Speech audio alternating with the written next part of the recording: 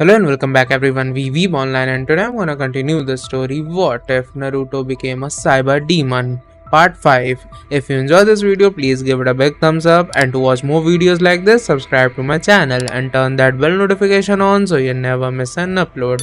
Now wasting no more time, let's begin. Snake was never really into all the tech parts of his job.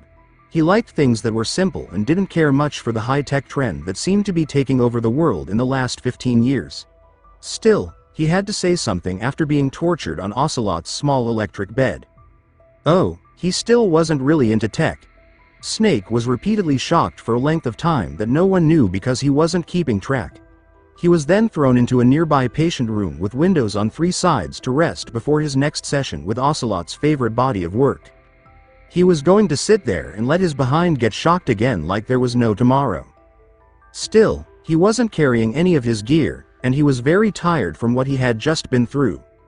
As Snake sat on the room's bed, he looked over to a corner by the door and saw a body lying there. "Looks like I've got a roommate," Snake joked dryly before focusing on who it was. The DARPA chief, he asked himself. It seemed like Snake had left a dead body in one of the prison cells near the beginning of his mission to get inside. He got up and walked over to it. There were many open wounds and blood all over this body. Now this body looked like it had been tortured, actually tortured to death. What a smell. Snake called Colonel Campbell right away while his codec was still on him to let him know how he was doing. Officer in charge of the soldier asked first, "Snake, are you okay?" Before Snake could even start to talk. Snake said, "I've been better. They've got Meryl," he said. He was fine for now, but he was sure he would shock himself every time he touched a doorknob for the next 6 weeks. "I already knew that, Snake," Campbell said quietly. "It's not your fault. Listen, the government has decided to not give in to their demands. We're trying to buy you some more time."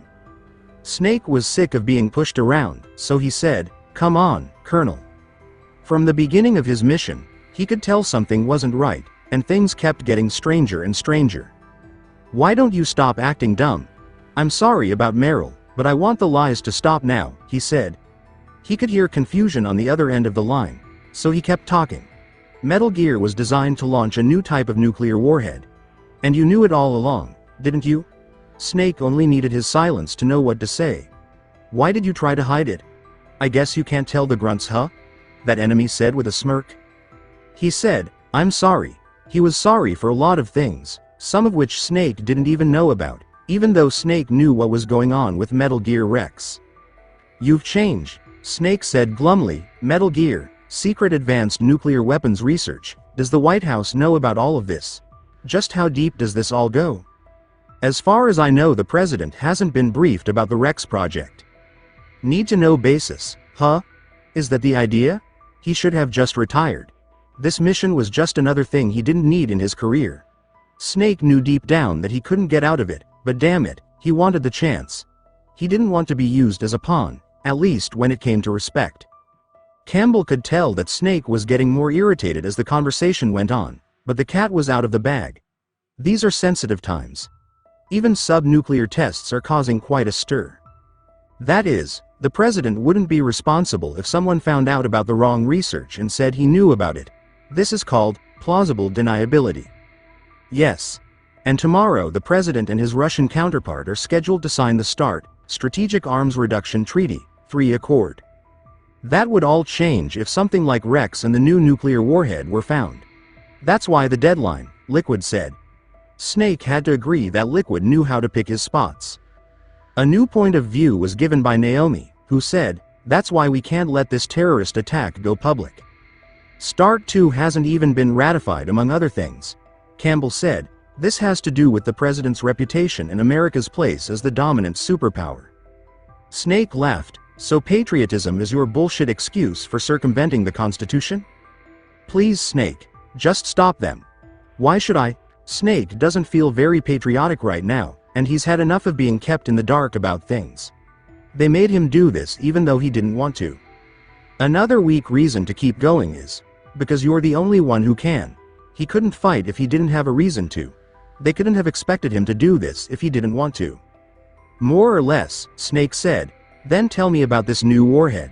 As he put it, I want the truth." If he was going to be a pawn, He wanted to be a well-informed one. I told you before, I don't know the details. Snake growled, you're full of crap again. If things were that bad, he wished he had something to hit them with. If things are that bad, why don't you give in to their demands? Let them have Big Boss's body. Or is there another reason you can't do that? Some other reason you haven't told me about, he spat. Naomi spoke up because this was more her area of expertise. The president has been very clear in public that he is against eugenics experiments. We don't want the Genome Army's existence to become public. That's it? Snake asked, shocked and almost laughing at how silly it was. That's the only reason? It was clear that the excuses and half-answers weren't good enough, so Snake yelled, Faye, the hell with you. Campbell once more said, I'm sorry. He could have stood up for what was right about the whole thing. The corpse of the DARPA chief is right here next to me. Snake finally told them, but it's strange, he looks and smells like he's been dead for a while. All his blood's been drained out too. Maybe to slow down decomposition? Naomi asked, even though it was a sad thought. But Anderson died just a few hours ago, right? Yes, but he's already started to break down, which Snake could confirm. He thought, would there be something in his blood that they wanted? The smell was getting stronger. Snake told Naomi, just the nanomachines and the transmitter. Naomi looked like she didn't understand and smiled. Did the chief give up his detonation code? Colonel Campbell, who was Snake's least favorite person at the time, asked again. Afraid so. Snake replied, it looks like they've got both codes and are almost ready to launch. I think there's some emergency override device that can cancel out the detonation code. It's a secret arms tech installation. You need 3 special card keys to unlock it. I've only got one though, I don't know where the other 2 are, and I'm locked up here in case you forgot. Forget the keys. Campbell said quickly. We've got no choice, your top priority now is to destroy Metal Gear itself. I'm sorry to have to lay it all in your lap, but you're all I've got. Don't worry too much about escape though. I've got a joker in the deck that I've just found to get you out. That ended the transmission. This bad situation was still going on, and he couldn't back out and leave now, even if he wanted to. He let out a sneeze and looked out the locked door at a genome soldier walking around with his famous. Damn. I caught a cold laying on that floor. That bitch, he said. He was probably talking about Meryl stealing his clothes, since there was a soldier in the cell block when he first met her without any gear on. Even though he kept sneezing, he seemed to be paying attention. It's likely that getting knocked out the first time would have done that for him. He had to leave that place quickly before Ocelot came back to torture him again. It wasn't clear to him whether getting shocked while being strapped to a table or hearing Ocelot rant about a million different things was worse. He didn't really want to talk to Campbell again, so he might call someone while he was there. It could be Mei Ling or Naomi. He was so bored. At the tank hangar with Naruto. Naruto was humming to himself in the background as he put an absurd amount of Semtex on the bottom of the last tank in the hangar. This would get Snake out of Ocelot's torture chamber and keep him from having to fight a tank like Snake did outside in the canyon. He could still see many of the marks from the fight. Afterward, he would have to ask him how the hell he did that. Hey, Naruto. Though Naruto almost stabbed someone in the eye with his kunai, he stopped himself when he heard a scared voice. Sai, don't do that. This is the second time I almost killed you for trying to sneak up on me. Call me first if you're going to start looking for me. Okay. Hal Emmerich told the young blonde. Hal said, sorry. He felt lucky that he had gone to the bathroom before the cyborg ninja almost killed him in his lab, because Naruto would have seen him do it right then. Here, I got you something you might want, he said, giving Naruto a top-level key card. Naruto put the valuable card he had been wanting for a long time in his pocket and said, sweet. This is just what I needed. He then thought, hey, why are you helping me anyway? Hal just adjusted his glasses and smiled at Naruto. Well, you're helping Snake, aren't you? I heard what you two were saying in the bathroom after you got hurt in that fight with the genome soldiers. Why wouldn't I help if I could? I'm helping him. The scientist frowned and said, too bad I'm so useless otherwise. I can't get him out of his cell downstairs. He had already been down there and could only give him food. Naruto looked up at the man beneath the tank and said, well, that's what all this is for. The man's face turned pale as he saw all the explosives under the tank and said, hey, yeah. I'm going to fuck this place up. You won't want to be on this floor when I set this off. You might want to leave the building in a moment, Dr. Emmerich. He adjusted his glasses again to hide his slight fear of the younger, more unstable blonde man. I see, he said. But could you call me Otakon instead of Dr. Emmerich? That's what my father and grandfather were called, so I'd rather be called something that's mine. He then saw Naruto's sad face and asked, what's wrong? Naruto said with a storm cloud over his head, even you have your own codename. I mean, you had to come up with it yourself, but it kind of fits. And those jerks couldn't even bother naming me before they tried to shoot me in the head. He rubbed his face to get back to work and said, okay, get out of this building because it's going to be a hornet's nest after I'm done. Otakon put on his stealth camouflage again and said, my turn now I guess. With Snake. Snake was sick and had to watch that guard go to the bathroom more than once. When that kid got out of there, Snake was going to break that kid's neck. He was sure that the hallway outside of his cell smelled like death, maybe even more than the room he was in. At the very least, his small talk with Naomi was a great way to pass the time. He was able to tell someone new most of what he went through in Zanzibar land, which was good. He was still stuck, though. His codec went off at that very moment. Yeah? What's up, Snake? Was Naruto's voice heard? It was too loud for what they were going through. She said, good to hear that Ocelot didn't fuck you up too bad. He wasn't sure if he liked or hated that about the kid. Snake asked from his bed, where are you? As he had no tools with him, he couldn't really do anything. Can you get me out of here? When Naruto asked, how many guards are around you? He answered, already on it. Just one. Was he already on it? What did he mean when he said he was already there? What do you mean, you're already on it? What are you about to do? He asked. You'll find out in 5, 4, 3, 2, 1, now. Boom. Snake knew that there had been a pretty big explosion upstairs because the ceiling above him shook with the sound of an explosion. You didn't, Snake said. I so did. Now hold on for another second. The guard outside of Snake's cell asked out loud, what the hell's going on upstairs?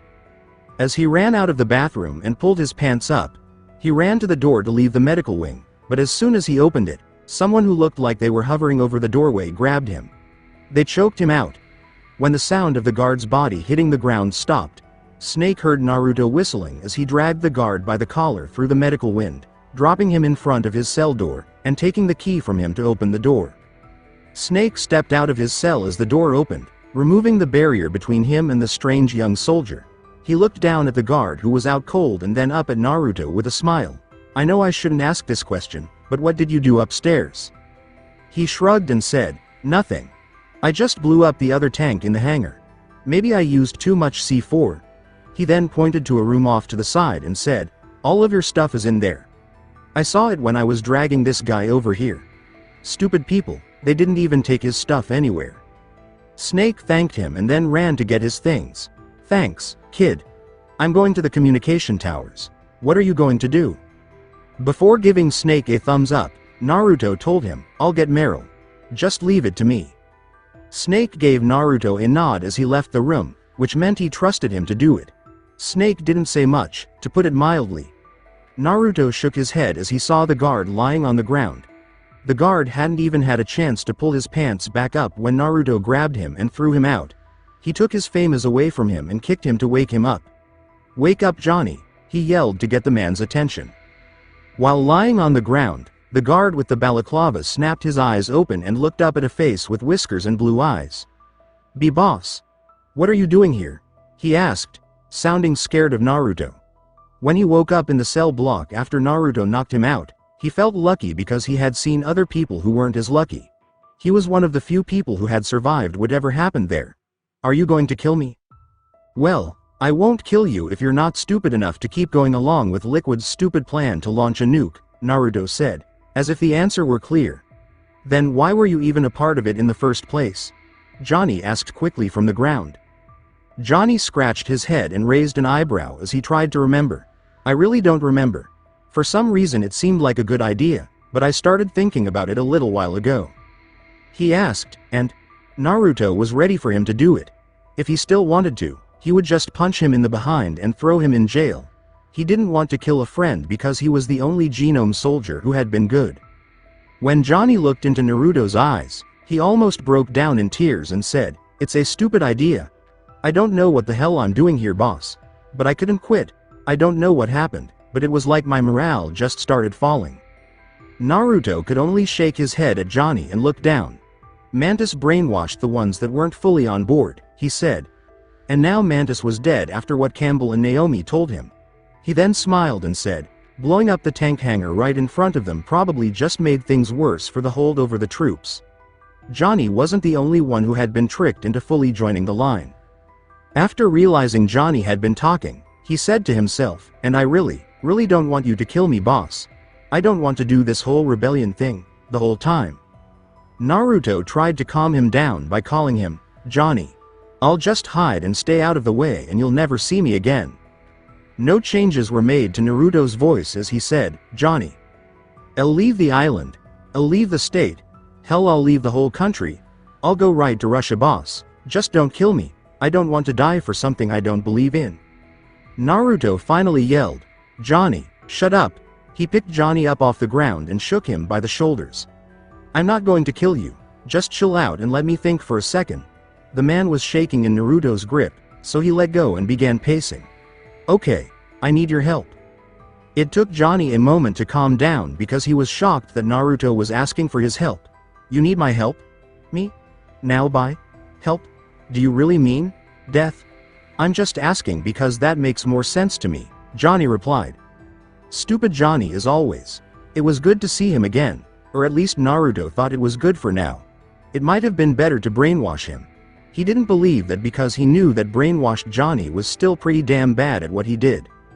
"What did you guys do with the girl that was caught before Snake?" Naruto asked with a blank look on his face. "No. I really mean help." Johnny was the prison guard to the stars for being stupid one way or the other. He was the only one who knew where to find prisoners. Johnny was trying to remember where Ocean took her. "I think he took her to the weather station on top of the canyon behind the snowfield," he said. Naruto muttered, "Fuck, that's a long way. And I still don't know how to open that damn door in the warhead storage building." If he couldn't get through that door, he would have a hard time moving Meryl around once he got to the weather station.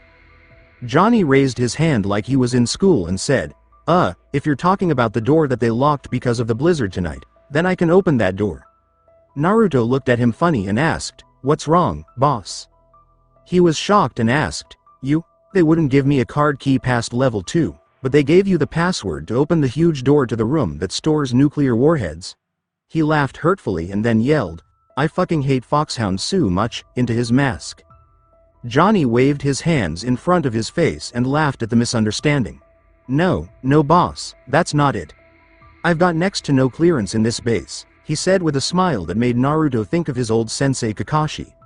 "I just know how to hack into stuff. Really well. I can go open that door for you if you want me to." "Johnny, if you can do that, then you're golden to me. You could walk right through there. All of you genome soldiers look alike." "That's right, because they all wear balaclava masks and the same thing." Johnny could sneakily kill someone in that building until his own disappearance was reported, and even then, they'd think he was dead because there wasn't time to really look for him at that time. "Head right out there. With all the noise upstairs you could slip right out. I'll meet you there," he said, giving Johnny his famous back. "Can I count on you, Johnny?" "Absolutely, boss." Johnny felt like Naruto was the one person he most wanted to disappoint.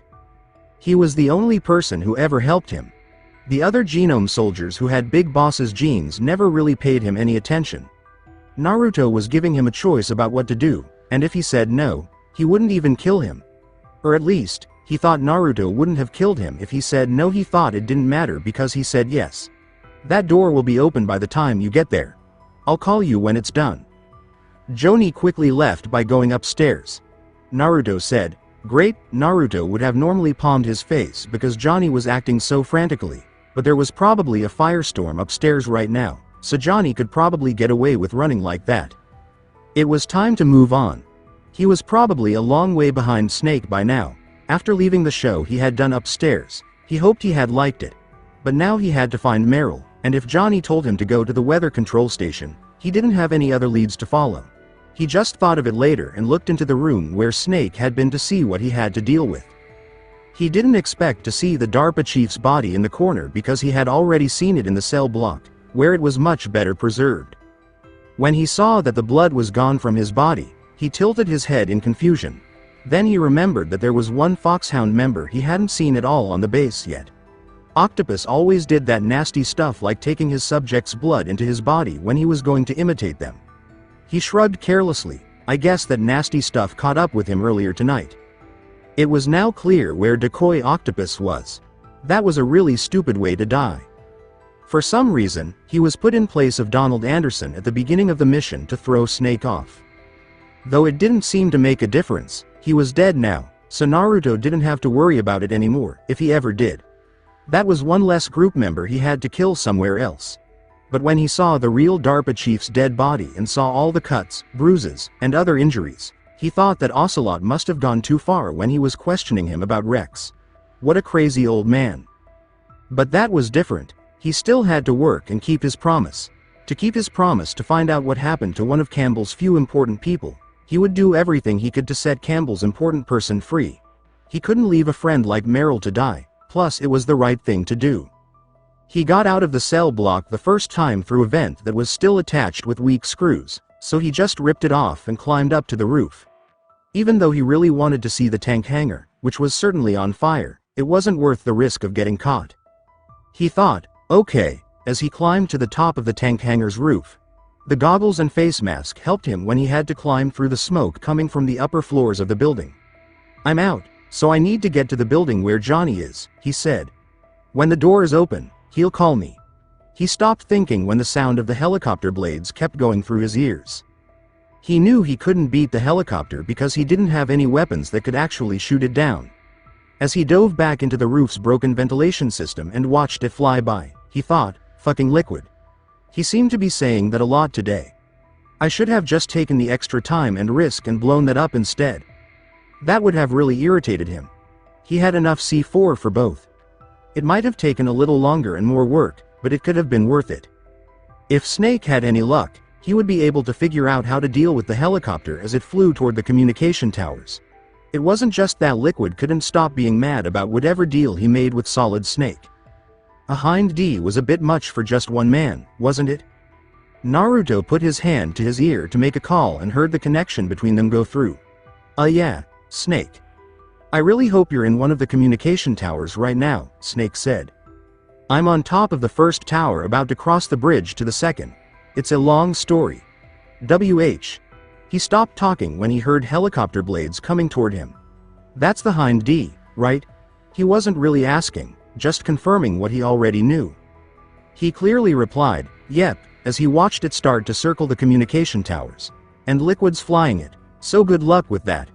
On the other line, he heard Snake sigh in frustration at his good luck and say, kick his ass, Snake. All right, I'll give it a shot, she said. Son of a bitch, he took out the bridge. I'll call you later, came over the line. Man, Snake seems to have to fight all the vehicles around here. That has to suck, Naruto said as he jumped off the tank hangar and started running towards the nuclear warhead storage building. That has to suck. Naruto quickly made it into the building he was after to move forward, not stopping his run to slide under the low but open large cargo door. He then locked eyes with the guard stationed near the door and grinned ferociously. Unfortunately for the guard, a punch to the testicles stopped him from calling for help and attention, and a kick to the hands made him lose his gun. That's when Naruto kiped back up to his feet and finished the job. He gave the soldier a chop to the throat to make sure he stayed quiet and a spinning back kick with enough force to send the man backwards into the low door, where he hit his head on the metal at the bottom of the door and promptly passed out. Naruto was so proud of himself that he put on a show of fancy kung fu moves before another guard walking around a row of stored nuclear warheads saw him. In the middle of his pose, Naruto also saw him. The two of them just stared at each other. When the soldier looked down and saw the unconscious man at Naruto's feet, Naruto quickly threw a silver throwing knife from his storage sleeve at him, hitting him in the neck and knocking him out. This let him continue his victory dance until his codec went off. Yeah? He whispered, deciding it was time to move around the room and find a place to wait before he was caught for real. Boss? Yes, Johnny it was. I've got the door to the back so that you can open it now. I'm already outside waiting for you, It's really cold, so hurry up please, he said. I'll be there in a bit. Stay alert and stay out of sight. You're not supposed to be out there, Naruto told Johnny. He then stuffed the 2 men he had defeated or killed through the open cargo door he had used to get in. No problem, boss. Johnny smiled. There isn't anyone out here and I'm hiding in the storehouse just outside. It's still super cold though. After finishing his thought, Naruto climbed up on top of a row of stored nuclear warheads to get a better look at the warehouse. The other guards weren't even close to the door, so it was pretty much clear. This was likely because it was impossible for anyone to open if they weren't supposed to. Even though it was good for Naruto and bad for the genome soldiers, Johnny was clearly very good at one thing: hacking. It's time to specialize. Naruto ran across the warehouse's upper levels and then slid down by the back door that was locked. He looked at a keypad that had a code that had to be entered to open the door, but Johnny had hacked it. It was green where it should have been red, so Naruto pushed a button and the door opened. The sound was weak as it went up, so Naruto pressed another button to stop the door from going up too high. This let him sneak through under it. He quickly crawled under on his belly to get back outside. He was on what was supposed to be a supple road, but it was covered in snow from the blizzard. There was a small ledge on the side that led down to a small storage building next to the building. That's probably where Johnny was. Naruto jumped down and began walking through the snow toward the building. The door opened automatically for him because he had the key to the high-level card. Inside, Johnny was cutting away at the corner of a frozen tin of rations while his balaclava was off. Naruto had never seen Johnny without a mask, so it was funny to see that Johnny was blonde like him. Johnny's blonde hair reached his neck as he ate the rations. When Naruto walked in, he looked at Johnny with a smile and asked, "Johnny, you don't want to eat that, do you?" He then told Johnny, "They're so nasty." That was all Johnny said as he threw Naruto a plastic bowl of instant ramen. "Well, I wasn't going to sit here and eat this. Without water it's like a giant, salty, dry cracker," he said, shaking at the thought. "It's probably all frozen too. Okay, I'll let it thaw and eat it later." Naruto took the bowl out of his bag and put it inside his vest, making sure it stayed put. He wasn't sure when he would be able to enjoy ramen again, so he was going to make sure he had something to look forward to if he made it through this. It would give him a little extra motivation if saving his own miserable life wasn't enough. Johnny finally got the lid off of his food and started to eat, which made Naruto very angry. He let out a happy laugh and began to dig in. He didn't like rations that were meant to be eaten at any time. He would rather hunt for food and eat that than eat one of those gross things. It made him sick just to watch Johnny do it. That's why the guy always had stomach problems. Tonight, Naruto's codec went off again, and it looked like it was on fire. But he could still hear the helicopter far away, which meant that Snake wanted something. Someone else wanted him to help Snake, or someone else wanted something completely different. "Hello. I'm so glad to hear your voice again, little Proby." That hot accent came back. That only meant one thing. She knew where he was. That was not good at all. "Hearing that you lived and didn't run away made my heart skip a beat. But you don't call? No word or anything? I thought we had something special going on." Johnny choked on his food when he heard Naruto call Wolf. "Hi. We do have something special. Come on, you know. You shoot my clones because you think they're me. I run away and hide until you leave me alone. We've been doing this for a year now." That laugh of hers was so scary. He thought he was going to melt when he heard it over and over again. That was the only time he had ever heard her laugh that way, and he knew it. "What can I say, little Proby? A girl likes some calm in her life now and then," he said. Naruto let out a bitter laugh. "Well, I'm the wrong guy if that's what you want. But I think what you really want is another fight." He shrugged. "Aren't you sick of it? You've got to realize, when you keep coming for me I'm going to keep beating your ass. That's what's going to happen. But don't worry, Wolf. Losing to Naruto Uzumaki doesn't make you a bad person, it just makes you like everyone else." Wolf said in a voice that sounded almost beseeching. "I want to fight you just one more time. I know that you can use a rifle, you just never chose to in front of me. You were always too aware of what I was doing on our missions without me even saying a word to not have experience. No running away this time, no backup, no distractions, no run-ins, just you and me." She really did want to fight him. He could hear it in her voice. "You have a rifle now?" It wasn't a question. "Yeah," Naruto said. taking the dragon off his back and holding it tightly in one hand. "Are you outside?" "What the heck was going on? You know me too well, Naruto. You always did. Better than anyone else. He always liked her the most. Why did she quickly turn away from him? Why did she keep the secret from him until the very end? She seemed to trust him all the time. He didn't get it. It didn't matter now, though. She was outside of his way, ready to fight, and she wasn't going to let him go. There was no way for him or Johnny to leave until this was over. Johnny wasn't strong enough to handle it, so he told him, "Come find me." "Do you really think that you're going to take something away from me that everyone in the world seems to have been trying to take for the past 5 years?" Naruto asked again.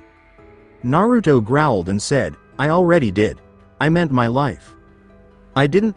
Following a brief moment of silence, Naruto stood still while Johnny watched him and said, "I'll see you soon, Wolf." He said this with a loving tone in his voice, as if he weren't about to fight her to the death. "I'll see you sooner, little Proby." That was it. Naruto looked over at Johnny, who had the same serious look on his face as him. However, Naruto could tell that Johnny was much more nervous than he was because he was holding on tight to his famous "Stay here and don't come out until I call you Johnny.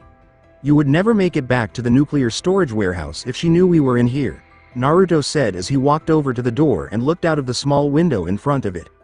There were so many clouds in the sky that it looked like the moon was deep in the clouds. Johnny asked Naruto out of the blue, "Can you do it, boss?" He was looking more serious than Naruto had ever seen him.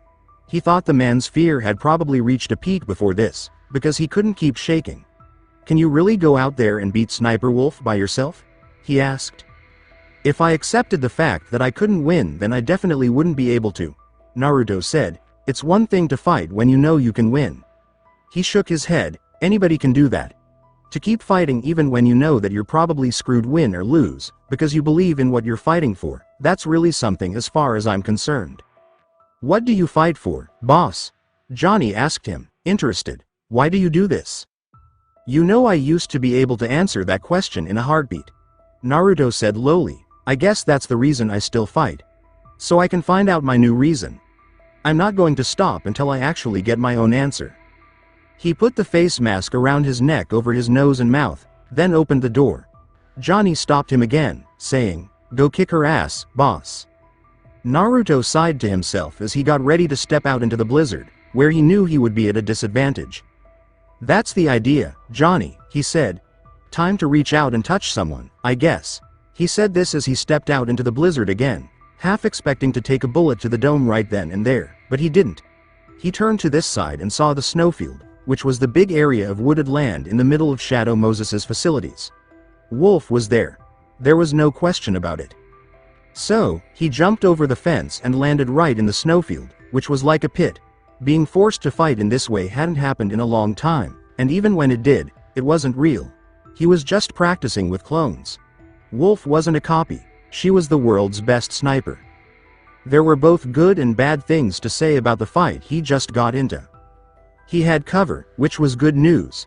He could hide behind evergreen trees, boulders, small hills, snowdrifts, and other things. The blizzard itself was also a way for him to hide.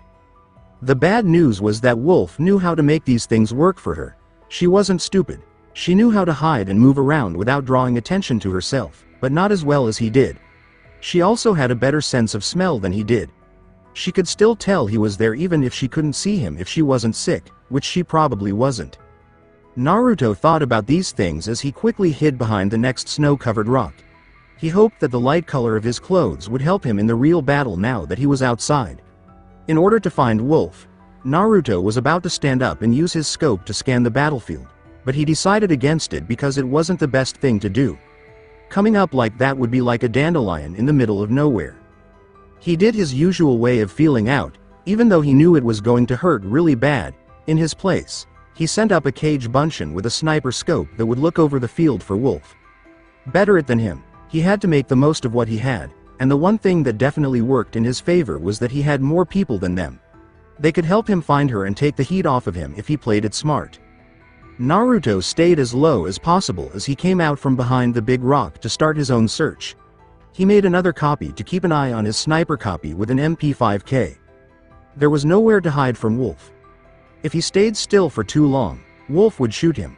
He had learned that from playing games with her for a whole year. On the other hand, she knew what Cage Bunshin was up to and could perhaps use every distraction he had.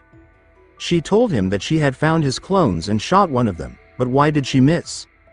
Naruto heard the crack of a gun, but no bullet came anywhere near him. She had never missed a shot at one of his clones, even after 100 tries. She missed on purpose, he said. If she hits a clone, then I can get the direction of the bullet from where she hits it and where I feel the pain from it. This was one of his Cage Bunshin tricks that he never told her about, but he used it to find her in their games. Of course, it wasn't hard to figure out once his clone's abilities were added together. So, he kept looking on his own after telling his clones in his mind to go somewhere else. Wolf wouldn't shoot one of his clones right now unless they were about to find her or she didn't know they were clones. As he ran through a row of trees, he thought to himself, I still need a good spotter clone. He created a third Cage Bunshin and sent it up into the snow-covered evergreen to find his dangerous opponent. He liked having more eyes on the field because one of the clones would eventually find her and tell him about it if Wolf didn't give away her location to the original and kill a few of them. There were 3 clones out and about. 2 were patrolling and 1 was keeping an eye on things from above. 2 of the clones were told to snipe, so Naruto sat down low to hide himself even more and look for any sign that Wolf was moving. He knew she would never stay put after firing a gun, and she had already done that just now. She was shifting places. He could catch her out in the open now. Thinking about this, he made his last 2 clones and told them to only look for Sniper Wolf. After that, he could just wait. He didn't need to hurry and kill himself. He had a lot of time. Crack. West. Naruto thought to himself as he twitched and blinked away tears of pain. Given that Wolf had shot his clone in the neck in the trees, it must have been very close to seeing her. His mind sent a message to his other clones telling them to surround her and turn her around. He would stay behind in case she was dangerous when she was surrounded. He would use the clones for what they were made for. To be sent in his place if he got hurt. He finally got up and made plans to go help with the search. It was never really easy for his clones to find him. They were good enough and could see the obvious signs. They weren't brain dead, but they couldn't deal with the subtleties that came with it. They didn't have any judgment or instinct, unlike his clones in the other world, who could let their own minds take over and fill in the blanks when given vague instructions. They were not skilled enough to do real tracking. But if he was mentally and in real time coordinating their work, they were probably the best team in the world. That's exactly what he was doing at the moment. If he really focused, he could see what they saw in short bursts.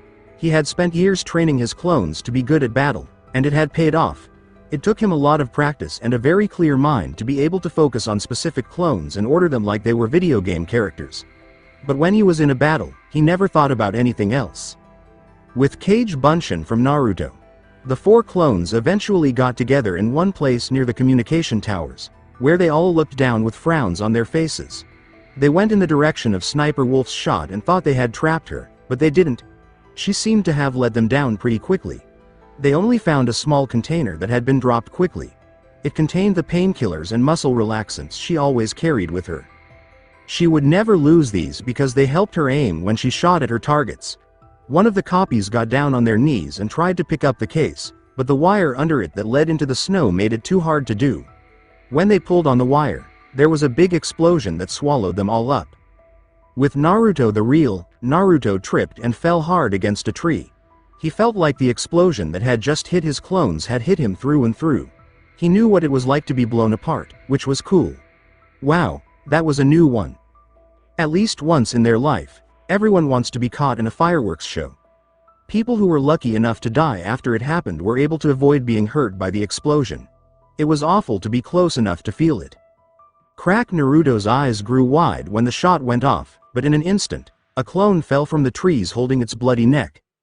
The first one that had been shot wasn't hurt enough or in the right place to kill it, so it had only taken a bullet for Naruto, this time taking enough damage to be forced to dispel. Still, it gave him a moment to get moving again, and this time he was sure where the shot came from.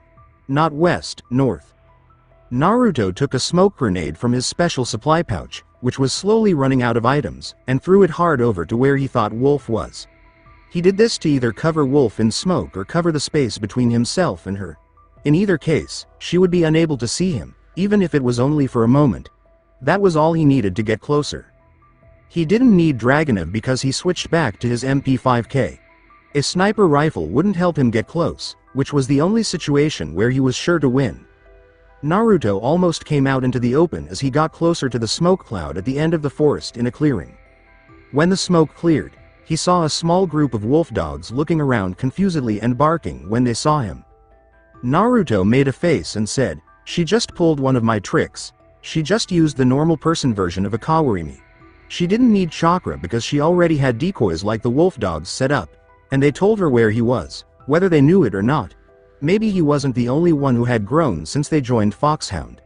As Naruto does in his fights, Wolf set 2 traps.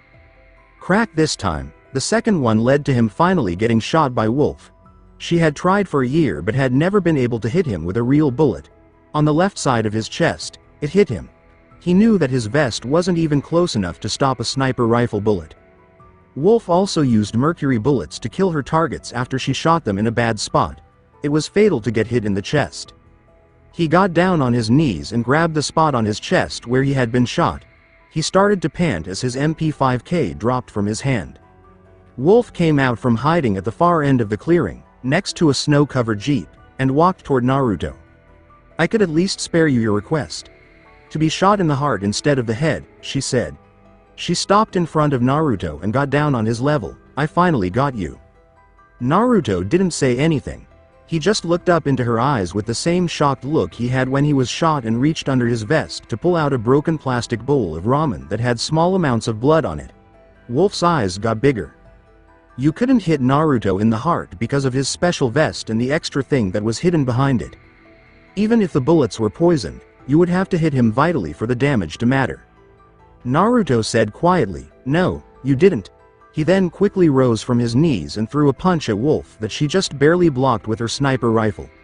Naruto grabbed the gun with his fist bouncing off of it and used it to pull Wolf toward him. He then slammed his fist several times into Wolf's stomach, making her fall back gasping for air. Her legs were now so stiff that she couldn't do much with them. Naruto quickly threw her to the ground with a follow-up leg sweep, and she had to scramble back to get enough room to aim at him. It's too bad that a fight with him up close was the same as him trying to attack her from far away. Naruto hit her with a punch to the ground and slapped the gun's length away just as she fired again. She tried to aim at him one last time after his miss, but he dove low and kicked the gun out of her hands just as she pulled the trigger, wasting the shot and taking away her power. She lunged for the gun to pick it up again, but Naruto's Rasengan grabbed her by the collar, and she turned around to face him. He didn't use it, though, because it didn't get any closer. Wolf looked down at the bright blue orb of energy in his hand, which stood out like a beacon in the snow, and asked, "What are you waiting for?" Her lip was bleeding from the injuries Naruto had given her inside. "Finish me. I know what that would do to me if you hit me with it, so finish me off."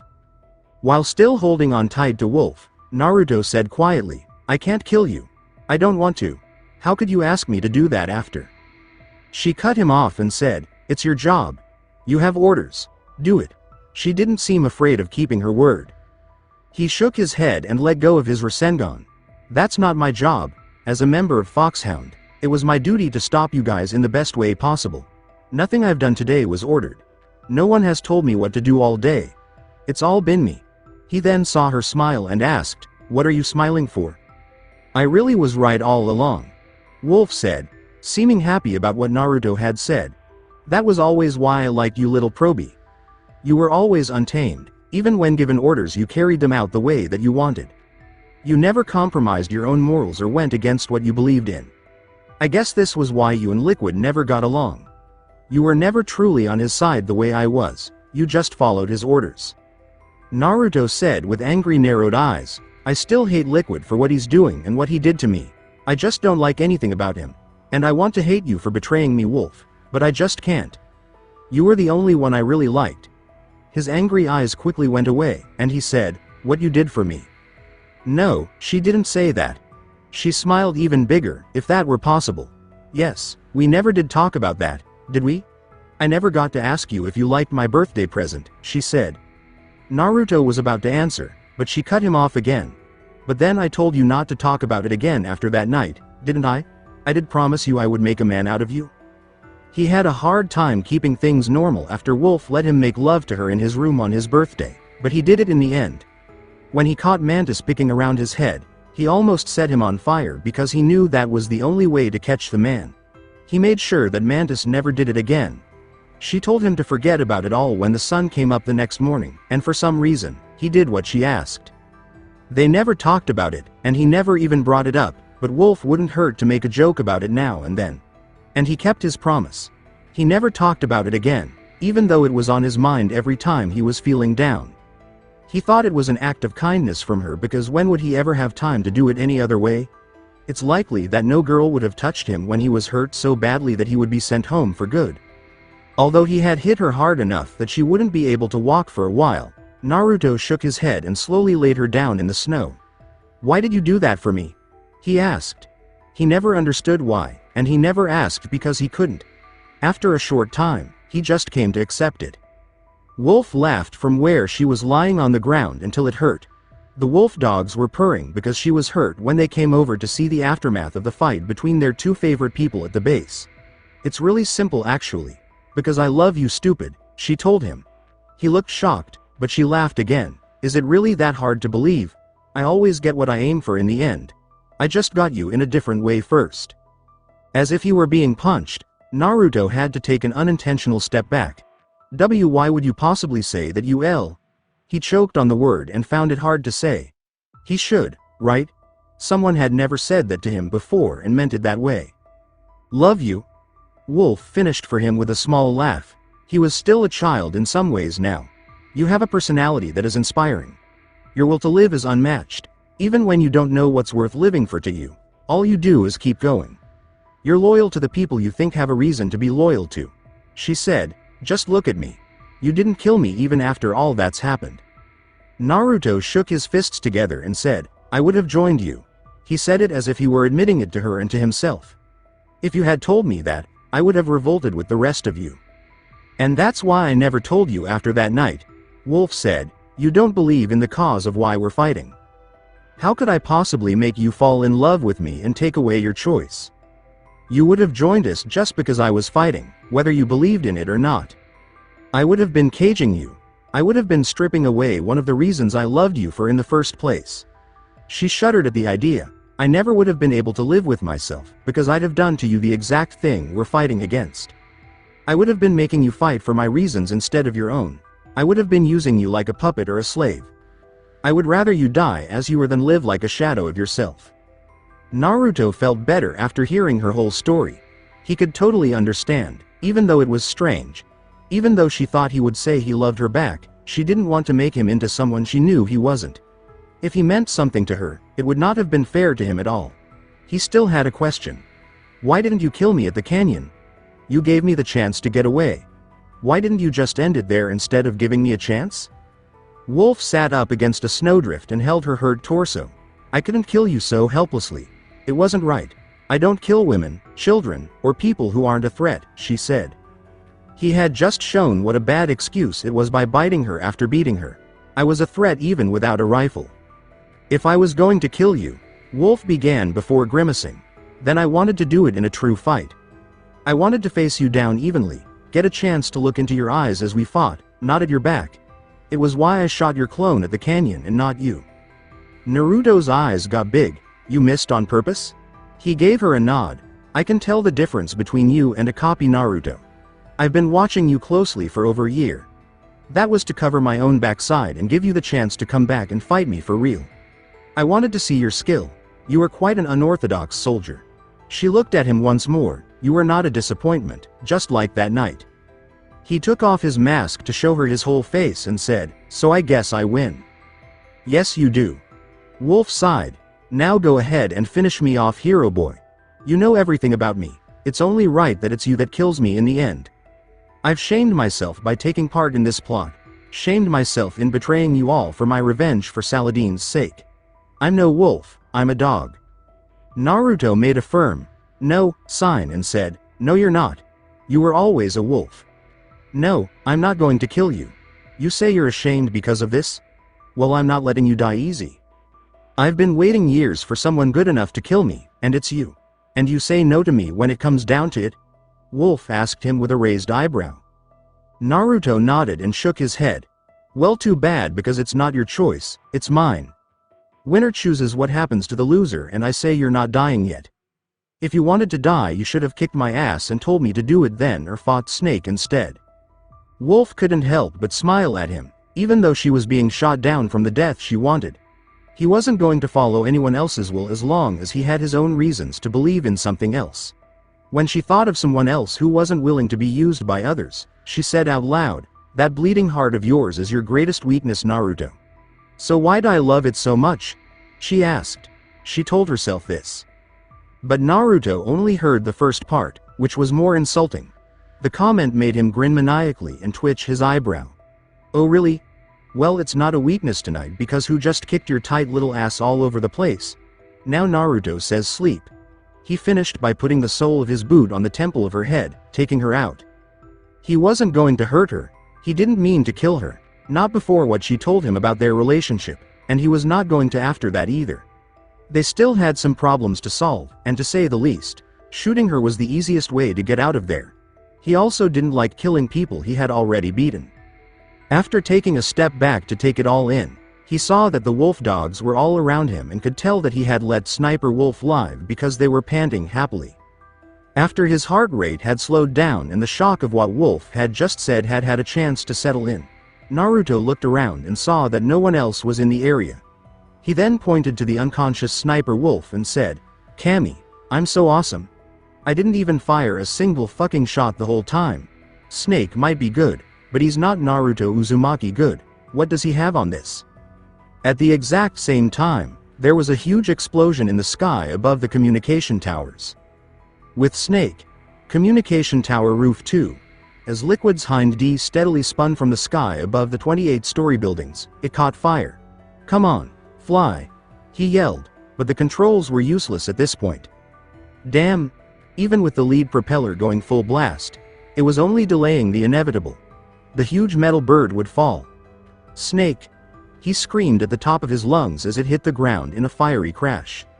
Snake, standing in the middle of the rooftop covered in bullet holes and flames from fighting the Hind D's missiles and guns, put down his Stinger heat-seeking missile launcher and said, "See you in hell, Liquid." He walked to the edge of the rooftop and stared at the burning wreckage that could be seen in the dark, with smoke rising high into the air. "That takes care of the cremation," he said as he lit a cigarette and started to enjoy himself now that he had spent so much time making Liquid suffer. That thing had been bothering him for about an hour and a half, so she was going away. Snake put his hand to his ear as his codec went off. The voice of Otakon said, "Snake, the elevator works now.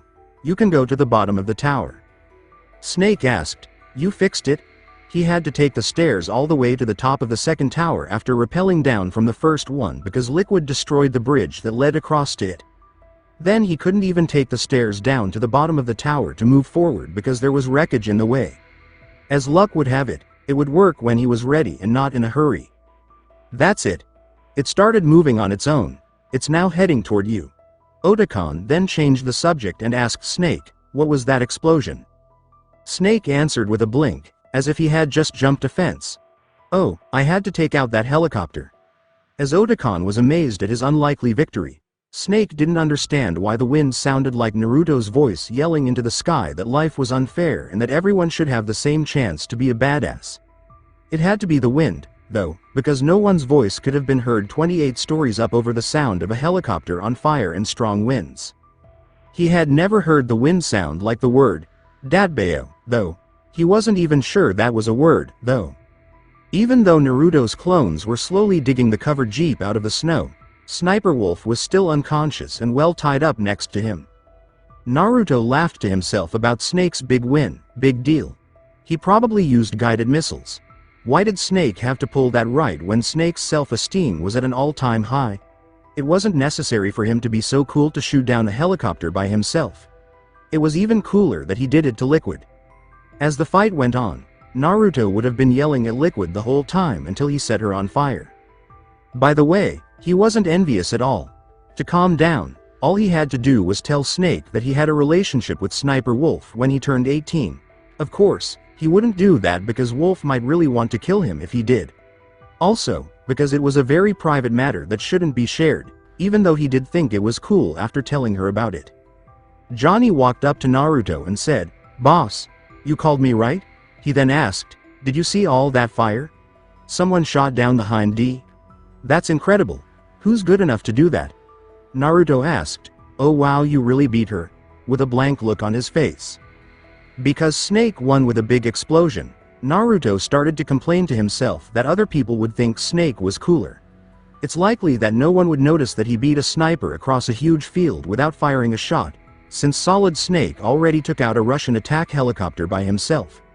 That was seen by many people. He did not fight Wolf in front of anyone. Sergey, Olga's dad, was going to be mad when he found out what happened to the helicopter he gave Foxhound. That was all Naruto could say. Naruto smiled at the man in the mask and said, "Johnny, I didn't call you here to boost my ego. But come on, what did I say? I'm the man. I'm Naruto Uzumaki, the top man in Foxhound. Even if I'm just a rookie and Liquid is the commander." The man in the mask laughed and said, "Not that he's commanding anything anymore after Snake shot his ass out of the sky." Boss. What are you going to do with her?" Johnny asked when he realized that Sniper Wolf was still alive. Naruto looked at the jeep his clones had just finished removing. "It's not what I'm going to do, it's what you're going to do. You're going to hotwire that jeep, Mr. Hacker, and then you're going to take Wolf as far away from this base as you can. I'll call you when everything is all over and then we can get the hell out of here. You and Wolf will officially be criminals, but I can get you out of the country. It won't be hard. You've done everything for me that you could, so why wouldn't I help you?" He looked around with wide eyes through his balaclava and asked, "You want me to take her?" He was afraid that she would wake up and kill him. But he had already failed twice before while guarding people, though that was mostly because Naruto came along and kicked him in the behind. He didn't like his chances, though. "I thought of something else. But what if I get stopped?" Naruto said, "Tell whoever stops you that Sniper Wolf gave you orders to leave. Make up some BS excuse if you need more." He took a handkerchief from Wolf's pocket. "This should be more than enough evidence to let you past if you get stopped.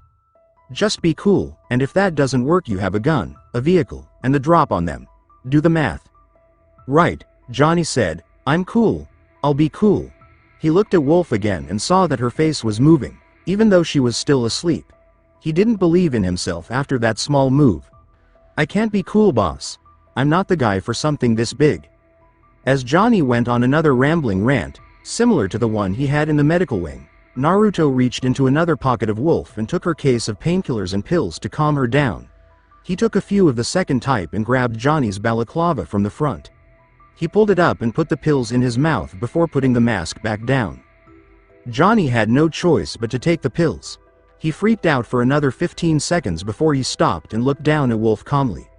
"So take Sniper Wolf as far away as possible and wait for you to call?" he asked, as if his mood had changed completely, which it probably had after taking so many drugs. "And if I don't come back at all or call you by dawn, don't go looking for me. Just tell Wolf I'm sorry I'm so stupid and help her get to Russia," Naruto confirmed for him. He then picked Wolf up in a bridal style and put her in the backseat, covering her body with the tarp he had found over the jeep to keep her hidden.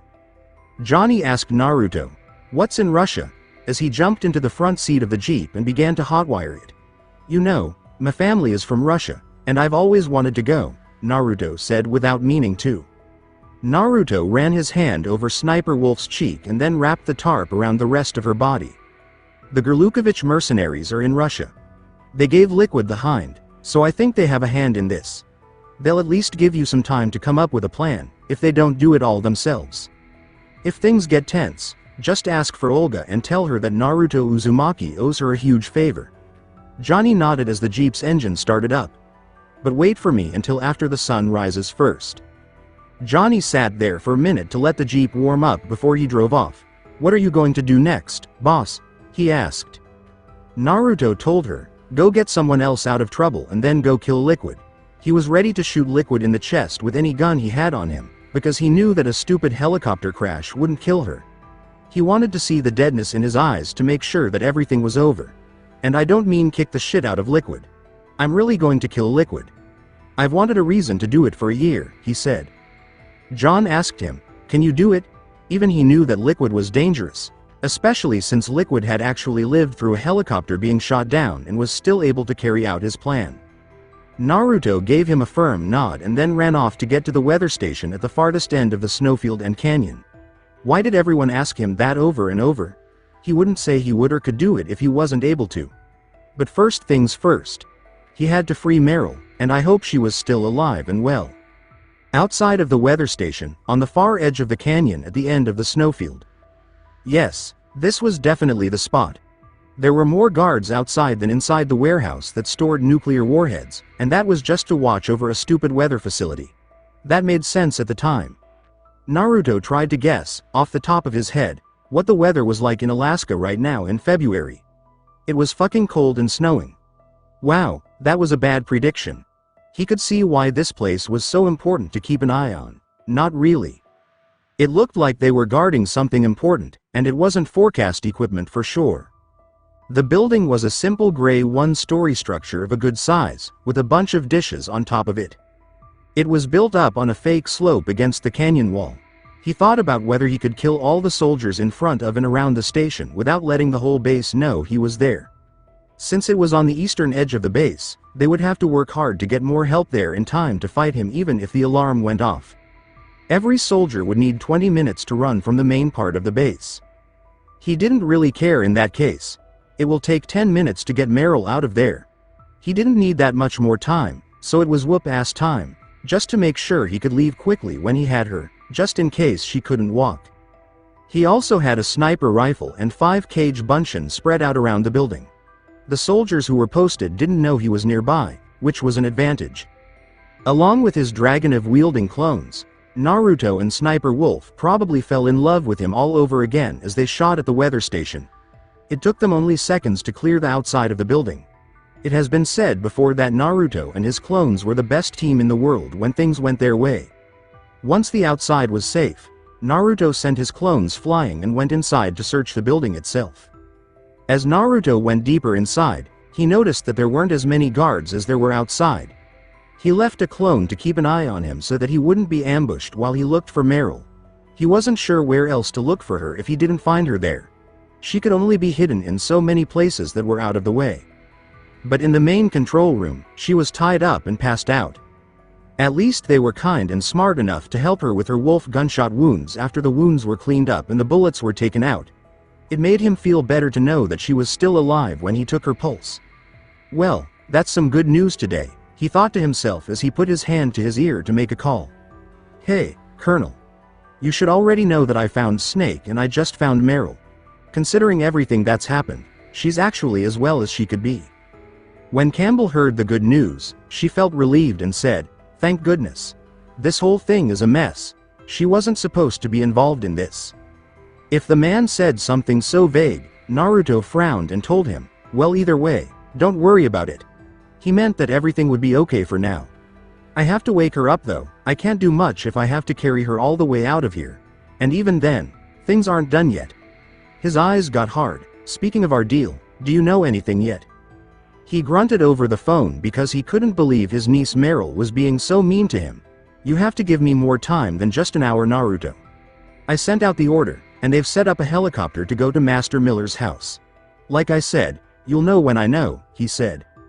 "As long as we're still clear," Naruto said, "I like Meryl, but I don't like being screwed over. It's already happened once today and I'm going to kill the guy that did it right now. Don't make me do something else drastic. Don't do anything that would make you a criminal, Naruto." Campbell warned him with a scary tone. "So far you've adhered to your duty and done what you could for your country. But there's still a chance that you could be considered a conspirator after this. Don't do anything that would assert that." Naruto laughed so hard that he had to do something like snort. "Okay, sure, let's go with that," she said. "Let's say I do end up a fugitive or whatever. All anyone has on me is my body of work.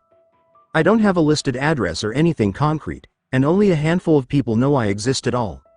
All you've got on me is a codec frequency that I can change or get rid of. If I take that away, you wouldn't even know where to find me." Because it didn't exist, there was no background information on him. The only thing there was the bare minimum for him to join the military, and besides his name, most of it was fake. There were no listed relatives or other personal information about him. He also didn't have a credit history or anything else that could be used to find out about him. Few Foxhound members who paid attention to him knew about his relationship with Miller. Even they didn't care about him anymore because Mantis was dead, Wolf wasn't a problem, and Liquid was about to be dealt with soon. Naruto could have hid if he needed to or wanted to. Naruto finished by cutting Meryl off with a kunai while keeping one hand by his ear to keep talking. I keep my promises, but I'm not going to let myself get Dr. Clarked again if I can help it, he said. She joined the conversation and asked, what does that mean? As Naruto spoke to her, he put his kunai back up and said, well, I heard it happened to Gray Fox too, so I guess I can tell you. 2 years ago, that bitch ended up with me in her lab after I was badly hurt in Iraq. I think we broke out at the same time because guards said she had just died when I was getting out. I never knew who she was or why I was taken, but I think it was for research on my genes. I don't really know. He scratched his head. How long were you there? Naomi asked. Gray Fox was there for 4 years after what had happened in Zanzibar land. He told her, I don't know, a few months. He couldn't talk to anyone about what happened to him besides the head of Foxhound's medical staff. I never found out anything else about it and I never told anyone what happened to me, but everyone in Foxhound already knew, he said. That's because Dr. Clark was the chief of the Foxhound medical staff before me, Naruto, Naomi said quietly. When she told him the news, he was quiet. It's not surprising that you weren't able to come up with this information on your own, Dr. Clark. The things she was involved in were top secret. After her death, there was never any information on you or an in-depth mapping of your unique gene structure when I took over in her place, she said. Naruto ran his hand down his face to try to figure out what was going on. Sniper Wolf told me that Ocelot and Liquid saw me being taken away right before I ended up in her hands. Those two knew what happened to me the whole time, and those jerks could just look me in the face knowing what she did to me and that I wanted an answer, he finally said. Thanks Dr. Naomi. At least I know something now. It's been almost 2 years and I never knew anything. He now had to get Meryl out of there. She was really out. That was really cool. He tried to wake her up but failed, so he had to wait until she woke up. Otherwise, he didn't know how to wake her up, and if she wasn't awake, he couldn't do much to go after Liquid, who he was now really excited about finding in order to break his foot off in his ass. During the time he was waiting, he was sure he heard some kind of snapping. He put his ears right on it, but the sound stopped right away. He made a cage bunchen to watch over Meryl while he went to check things out, though, because he knew it wasn't enough to just hear what was said. As Naruto got ready for whatever was going to happen, he drew his SOCOM and crept into the room where he knew the man was hiding. He could hear quiet whistling that sounded like old spaghetti western fight music, and he called out, Ocelot, in a sing-song voice. By poking his gun around the corner as he walked into the room, he saw Ocelot with his mustache and his usual smirk. To get around Naruto's nice guy attitude, Ocelot said, I knew I'd run into you eventually, brat. He did this by hiding his injury so that the boy wouldn't see that he was missing his right hand. Good work outside. From what I could see, that little slaughter was surgical. As Naruto walked into the room, he laughed. Naruto and Ocelot stood at opposite ends of the room, equipped with 4 rows of gear. Trying to make me feel bad for killing a soldier is like trying to make an oil crew feel bad for drilling into the ground. It's my damn job, and we all knew the risks that came with being here, Ocelot said. Ocelot began to laugh. You like the killing. You love the feeling of putting your life on the line in a fight. It's the same reason why I love reloading my revolvers during battle, the rush. Naruto looked at Ocelot and said, I like to fight, but I don't like killing. But he also said, that doesn't mean I won't do it though. Take you and Liquid as an example.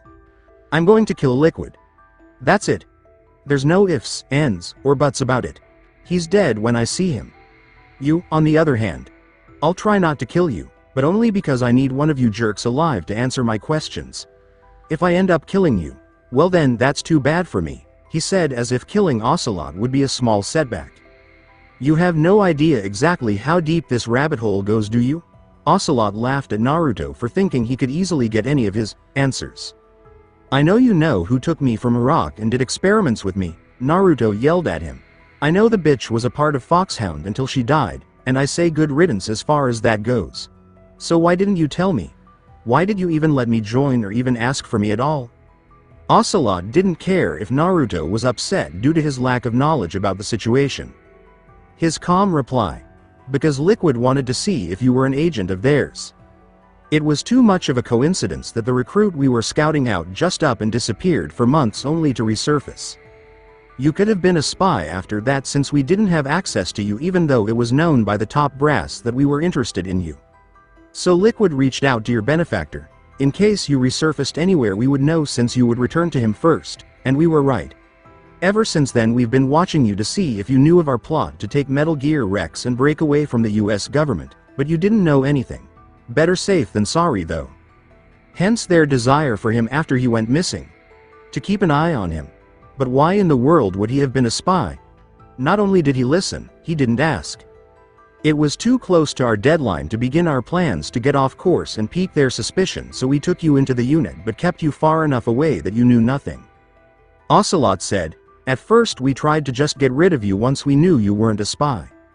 The missions to steal and retrieve the combat vehicles from fortified locations for us alone? The mission you were sent on with Wolf in Iraq? They were all meant for you to die in the field. And in the last one Wolf was supposed to kill you herself if you didn't just roll over and die, but you survived each time, so against Liquid's better judgment he extended the olive branch to you once our insurrection began, but you turned it down and have been a headache ever since. Well, does that finally get the point across that I don't suck? Naruto asked with a smirk. Ocelot could only laugh back. Did he really care about anything? There were times when Naruto had to really think. I never thought you were a bad fighter, kid, Ocelot said, his left hand twitching near his pouch. I told you back when we first met that I wanted to fight you. I never stopped wanting to fight you. To go against Solid Snake was my real goal, and I did that. To fight the man that killed Big Boss. Then there was you. You remind me of someone else I just can't put my finger on. Naruto aimed his gun at Ocelot and said, maybe after I kick your ass a little bit you'll figure it out. Ocelot dodged and hid, and Naruto had to duck behind his back row of gear to avoid immediate fire from Ocelot's revolver. Okay, he has 6 shots before he reloads. And he can reload while he's hiding to get himself back to 6 if I get out of his sight before he runs out of bullets, he added. Naruto thought that Ocelot would have to waste 6 shots before he could attack him. If they fought across the room, he would lose. Naruto could shoot at Ocelot from behind, and Ocelot could dodge the shots and fire back at him. The jerk old man could shoot really well. People would say that Revolver Ocelot was a sadist and a cynical jerk, but no one would ever say that he couldn't shoot his guns. To win, he had to play this smart. He would be digging .45 rounds out of his behind otherwise. Ocelot would shoot him there just for fun if he did something wrong. Naruto poked his head out from behind his cover to duck down, but Ocelot was already aiming at him. The shot meant to knock out the blonde's head missed, but Ocelot joked, keep your head down, kid, or you just might lose it, and then fired a shot that Naruto had to avoid. You can't hide from me either, coward. Old man, hiding doesn't make me a coward. This is a battle, Naruto told Ocelot as he dodged and reached into his very low stash for a grenade. You jerks, I told you I'm a ninja, and I don't fight fair. Naruto then threw the grenade at the Russian gunslinger from behind his new cover, but Ocelot smiled and shot the metal explosive orb out of the air, missing Naruto by a long shot. That young soldier, though, was hidden, so he didn't see the grenade go off. He had just heard the explosion and thought that if it didn't hit Ocelot, which he was sure it wouldn't, it would at least give him a chance to get closer. Getting hit with a fist seemed like a much better option than firing a gun. To get closer to Ocelot, Naruto jumped over his cover and jumped to the next row of equipment in front of him. But the man came out from hiding completely unharmed and grinned evilly at Naruto as he fired his revolver, hitting him in the chest and knocking him to the ground from his higher position. He had to thank his vest because it was getting beat up really badly tonight. You need to clean that fighting style of yours up, kid. You're not so fast that I can't track your movement. Ocelot told him loudly, you've got the moves and you've got the talent, but you're too reckless to keep fighting the way you do against anyone that's actually good. Well, that is of course unless you wanted to get yourself shot, in which case I have to say good job. He really didn't like that old man. He could never beat that jerk, not even when they were arguing. He always did something to make Naruto mad. He likely knew how to do that as an interrogator, getting inside the head of a suspect and all that. When Naruto stood up again, He wasn't ready to even start to admit defeat yet.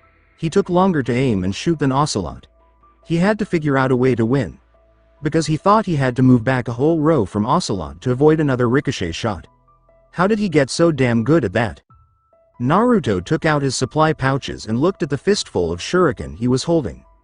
I guess it's time to go old school again, he thought. It had been a while since I had to fight like this. He hadn't had to fight like a ninja since his first test against Vulcan Raven, and they thought it was just a simple trap even then. Once more, he had done a great job of keeping his skills hidden from his foxhound comrades. Have you given up yet? Ocelot asked again, making sure his gun was fully reloaded. He hadn't noticed his wound yet, which was a good thing because he didn't want to hear the jerk joke about losing his hand. Some soldiers are admired for just coming to fight in the first place. I, on the other hand, prefer those that come to kill. But then again, winning isn't everything. Winning is everything. The only person who remembers you when you come in second is your girlfriend, Naruto said as he shaped his shuriken with metal wire in the middle of the holes. Ocelot's loud bark of a laugh did more than let Naruto know that his stupid joke was at least funny. He got pretty close to finding Ocelot, and since he had more than one shuriken, he had room for error. Naruto stood up with a lot of noise, hoping that Ocelot would already be there. Sure enough, he was there when he did. Naruto aimed 8 shuriken at Ocelot, making sure to avoid the first shot from his enemy. Ocelot only ducked and dodged. He jumped up to shoot Naruto again, but more shuriken were thrown at him, stopping him. When he ducked and covered this time, the attack didn't stop.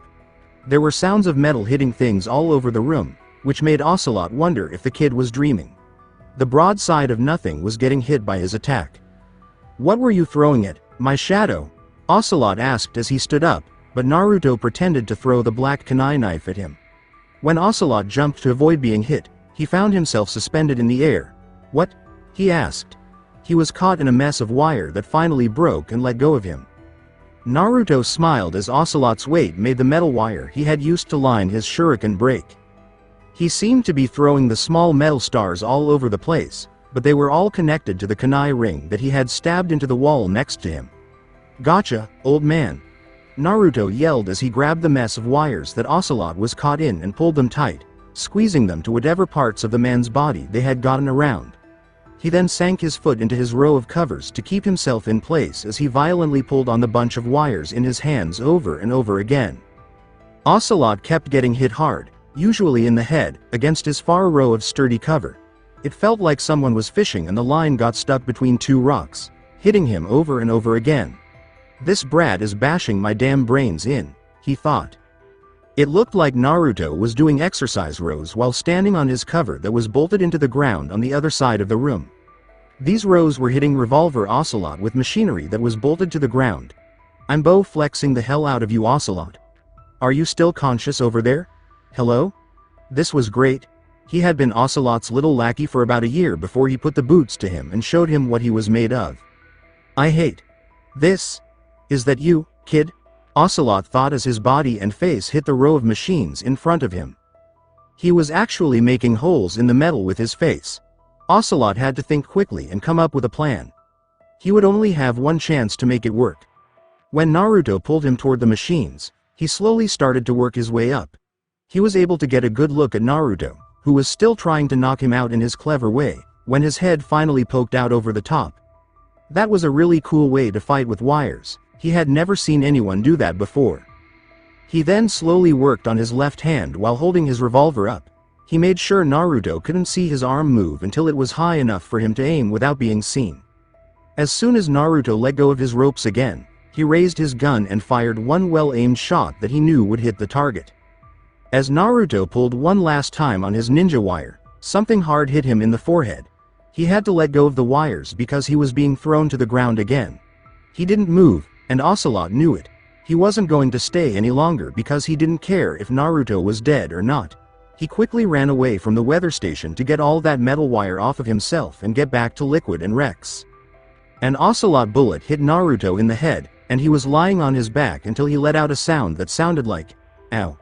He woke up and put his hand on his forehead, saying, that really hurt. He then let go of the bullet and let it fall to the ground. Right on the leaf where Naruto had been shot, There was a big dent in the metal forehead protector on his headband. After touching the gunshot wound, Naruto let out a sigh of relief and said, "Now I see why they gave us these when we graduated from the academy." He shook the metal a few times and then stood back up, breathing a sigh of relief. He and Ocelot both couldn't beat each other. One more thing Ocelot was good at was running away. It was time to leave this place and move on. When Naruto went back to the room where he had left Meryl, he saw that his cage Bunshin was carefully watching over the girl. He let the clone go because he had no more use for it. When he looked, the girl had woken up from whatever sleep she had been in. "Good to see you're awake," he said to her. "Naruto?" Meryl asked as she looked at him with tired eyes. Then she remembered the last reason she had been awake. "Where is Snake? Is he okay? What about that sniper who shot me? Where am I?" He got down on his knees next to her and tried to calm her down. "You're at the weather station. They brought you here after Sniper Wolf hurt you and captured you. Snake's fine too. I freed him before I came here to get you, and he's still out there trying to stop Metal Gear Rex. And don't worry about Wolf. I already beat her. Now how well can you move?" He asked her about her wounds. Wolf shot Meryl in the right arm and both legs to knock her out and take away her weapons, but she was hurt in the thighs and bicep. They weren't too bad. "I'm fine. Moving around will hurt, but it's nothing I can't handle," she said with a smile. "You got shot in the chest, but you're still moving around like nothing happened, so I shouldn't complain." Naruto moved back so she could sit down comfortably and shook his head. "You shouldn't compare yourself to me on the taking damage scale. We're not at all the same, and I'm not talking about the fact that I'm a boy and you're a girl thing." Meryl made a jokey threat. "It better not be," she said. My body's stiff," because it was hard for her to stand up. Naruto put 2 cage Bunshin outside the building to watch it. "Take your time and get yourself together. We're going to have to move sooner or later. Ocelot ran out of here, and we don't know where he's going. We can't stay here in case more genome soldiers come." "So Naruto, is that your real name? It sounds kind of weird," Meryl asked as she massaged her legs back to normal. "That's my name all along," Naruto said with a grin and a shrug. "I guess I'm just weird," he added with a pout. "I never even got a code name. I'm still mad about that." The look on his face made Meryl laugh, so she asked him another question. "You're my age, right? You're 18? The blonde nodded and asked, "How did you become a soldier before you were even 17? Naruto's face turned reminiscing as he told her question. "Well, fighting is the only thing I'm good at, the only thing I'm able to do. I'm not that smart. I never went to school in this country and the school I did go to only taught me how to fight. I don't have any family. There was never anyone responsible for me, so there was no one to really stop me from doing what I wanted." He smiled. "That and I had the connections of someone with one hell of a track record and a recommendation from a major bigwig. I've been taught to fight since I was 8. I was 13 when I started my military training, 14 when I finished, and I've been fighting in some way ever since." I thought that was a really great summary of his whole career. In elementary school, Meryl learned how to multiply. Outside of school, Naruto learned how to kill and fight for his life. Her dad had been in the military, and her uncle was a decorated veteran who used to run Foxhound. It was kind of a family tradition, and she had been training herself since she was a preteen. Your background is insane.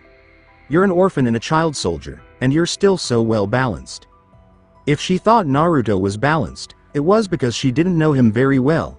He never really was. He never really was. A lot of people in Konoha would agree with that.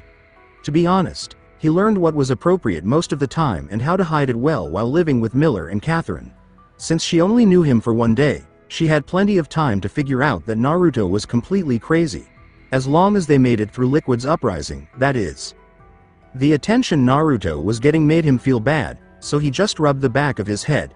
He wasn't used to when new people paid attention to him or were impressed by the things he said about himself. "It's not that big of a deal, you know?" he asked with a small laugh. "I'm just a kid who got a gun a long time ago. There's nothing that big about a guy who learned how to kill people as a kid. Anyone can do it if they lived like I did." It was funny to hear Naruto put himself down, but Meryl told him, "No, you're more than just some guy with a gun. And you're not just some killer either. It really is amazing." Naruto was surprised by how determined her eyes looked as she tried to persuade him. "It's amazing that you actually survived a life like that. I was in high school writing term papers, and you were off somewhere getting shot at every day, and you can act like that's not a big deal and that it's normal. The simple answer from Naruto was, well, for me it's normal. He knew that those things were strange in this world, even though they didn't happen very often. In his world, they were normal. It was very unlikely that a ninja would live very long, so they never thought about dying unless they were directly faced with the possibility. His way of life didn't change when he came to this world and started fighting. This is the only thing I've ever known how to do, Meryl. If I had to stop fighting tomorrow, I couldn't do anything else. That's just the way it is. To find out more, Meryl asked, do you have a girlfriend? Have you ever had a girlfriend? No, I've never had time to find one or even look. You're the 5th woman I've met and had a good conversation with in 5 years. Yeah, he had a lot of time to meet women who lived in cities while he was tracking people through the jungles of the Philippines, shooting them in the deserts, and being alone with Foxhound and being hazed by him. In spite of the fact that most girls his age had real boyfriends who probably wouldn't end up shot to death on a battlefield 2 continents away, he said, I figure I'm not much of a lover, but I think I'm one hell of a fighter. Thanks for that small skill, Meryl said. At least you know how to lighten a mood. She was under too much stress while she was with Snake.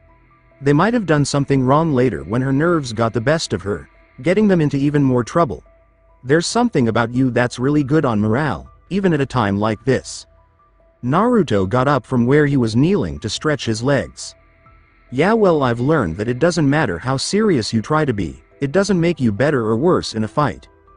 War is a miserable, wretched experience that takes everything positive about a person and snuffs it out, slowly getting rid of the light in people's eyes and whatever goodness man can do.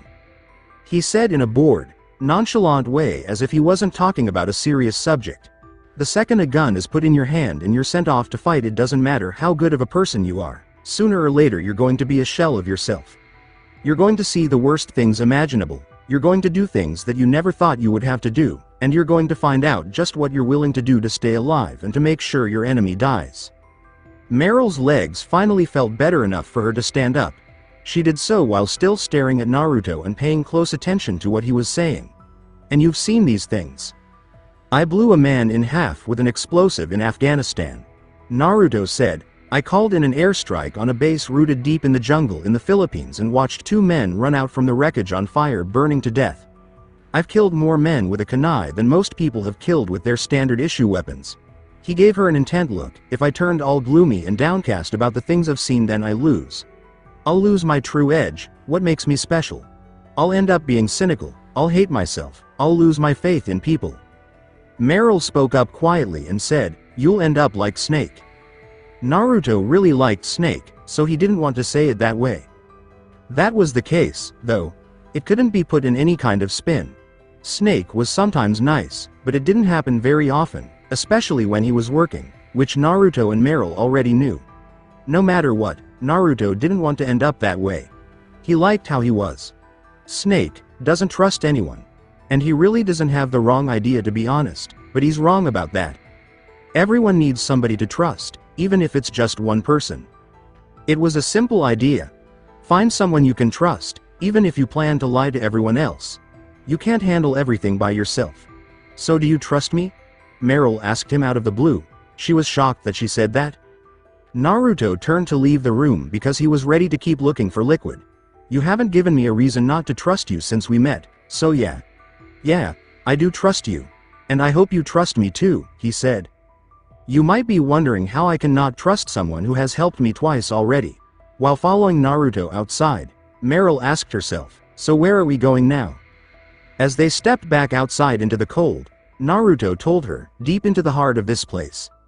Even though the blizzard was getting weaker, it was still very dark outside. I can get into the underground parts of the base now, he told her as they walked away, ignoring the bodies Naruto had left outside when he first arrived. Rex is down there. So I guess it's time for me to see a Metal Gear up close and personal right now. With Snake, sea-level maintenance base, warehouse. Vulcan Raven stood leaning against one of the big cargo crates that were lying around in a warehouse. Most of the room was covered in frost because it was in the middle of the permafrost layer of the ground. Snake had hit him with guided missiles and explosions during the battle, hurting him all over. Just as the boss said. Raven said weakly, still standing. It is my existence that is no longer needed in this world. He saw Snake coming up behind him with a gun. Raven fell against a wall and couldn't hold his gun any longer. He slid to the ground. As the man lay dying, a raven flew through the warehouse and landed on Raven's shoulder. But my body won't stay here. Raven went on. My spirit and my flesh will become one with the ravens. The ravens he was talking about were watching the two pairs of soldiers below from the upper rafters of the warehouse. That way I will return to Mother Earth, who gave birth to me. Raven slowly got to his feet with the help of the wall. Snake, I will be watching you. Understand? Snake just put his gun away and walked up to the huge man who was giving him something, a card. Take this security card, Snake. It will open the door to the end of the base, Raven told him. Snake couldn't help but look at the card that the man who had just tried to kill him was giving him. Why? He had to ask. You are a snake which was not created by nature. Raven said cryptically. You and the boss are both from another world. But unlike Naruto, yours is a world that I do not wish to know. Go and do battle with him. I will be watching from above. A smile spread across his face. First I'll give you a hint though. The man who you saw die before your eyes was not the DARPA chief. It was Decoy Octopus, a member of Foxhound. Our master of disguise. He copied his subjects down to the blood, so he drained Donald Anderson's blood and took it into himself. Raven shook his head sad. He was not able to deceive the Angel of Death, however. Snake didn't get it, though.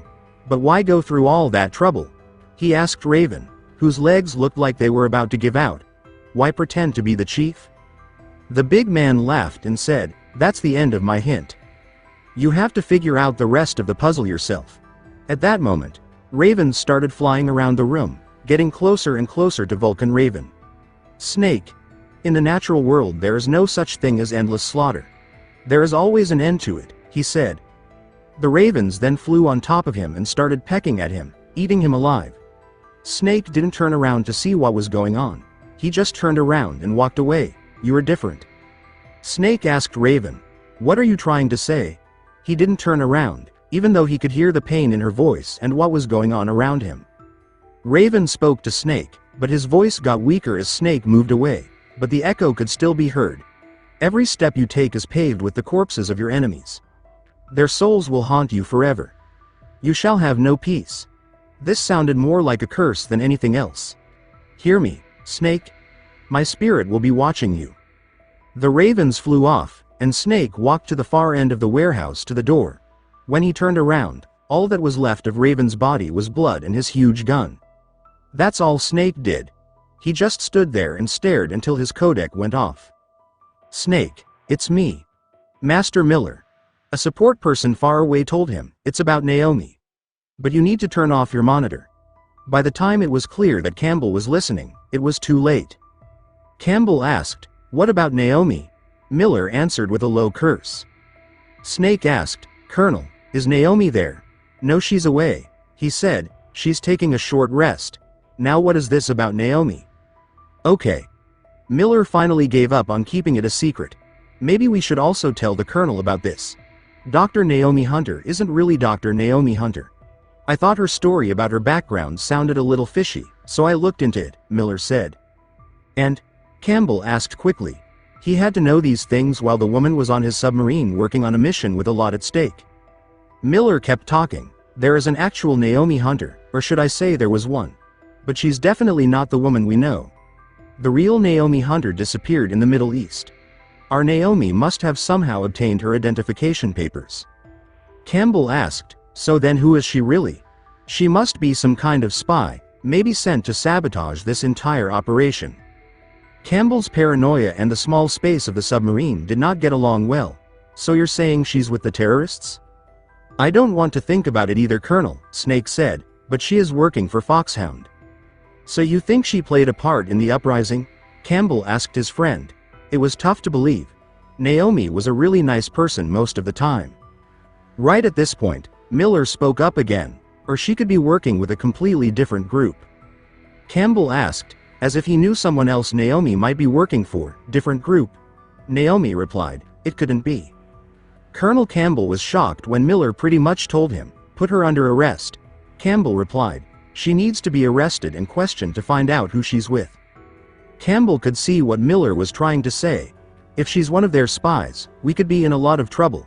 It didn't sound like he meant Naomi was a terrorist spy, but rather a spy for someone else. Miller asked Campbell in a pushy way, is she in on any important secrets or something? Campbell didn't answer, so Miller asked, does this have anything to do with the strange deaths of the DARPA chief and the arms tech president? Campbell again didn't give a clear answer, so Miller said, either way, we cannot let her participate any further in this mission. Campbell cut Miller off in the middle of a sentence and said, wait a minute. Without her, we can't finish this mission. Campbell seemed to be thinking more and more about Naruto's theory that Master Miller wasn't quite himself. Naruto must have known something because it only took him one talk with the man to figure it out. Snake told Campbell, I knew it, about Naomi. You're still hiding something. If someone in their camp was a traitor, it didn't matter how important they were to the mission. You had to let them go and move on. Another time, there was more to the story than met the eye. Campbell begged everyone to stay calm, give me some more time. I'll try to get it out of her myself. Now Miller spoke up again, hurry. We need to find out who she is and why she's here. Campbell spoke with a sad tone and said, I understand. Snake, give me some time. Snake finally got tired of being given lies after being told them over and over again. I don't have any time left for you. Between him and everyone else on the mission, Master Miller seemed to be the only one who was on his side and contributing anything. He used the security card Raven gave him to open the doors and kept going with his mission. He did not want to hear from anyone who was on his team. I will continue the story in next part. Till then, we weeb offline.